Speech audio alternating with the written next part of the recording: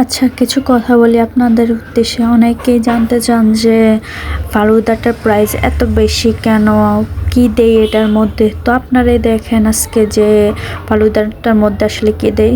সবারই কম বেশি জানা আছে যে বাজারের ফলের বলেন বা অন্য যে কোনো জিনিসেরই বলেন দরদামটা কিরকম।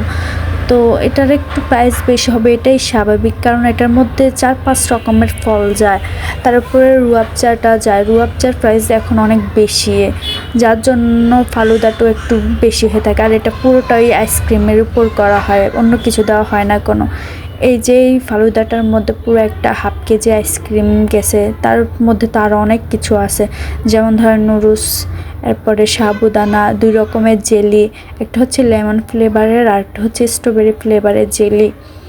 এই যে দেখেন উপরে দিয়ে আবার কিছু নাশপাতি, কলা, দেন আঙুর, আনার এগুলো দিছে। এগুলো সব কিছুই 2 লেয়ার করে দেওয়া হয়েছে। আইসক্রিমও 2 লেয়ার, সব কিছুই 2 লেয়ার করে দেওয়া হয়েছে।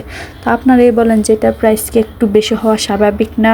এত কথা বলতে বলতে কাজও শেষ হয়ে আসলো। ফাইনাল লুকটা দেখেন, উপরে দিয়ে কিছু মানে ফল দিয়ে ডেকোরেশন করে দিলাম আর একটু রুয়াবজা দিয়ে ডেকোরেশন করে দিলাম। তো দেখেন লেয়ারগুলো কত সুন্দর লাগতেছে ফালুদাটা। আর এটা দেখতে যেমন সুন্দর, খেতেও তেমন মজা।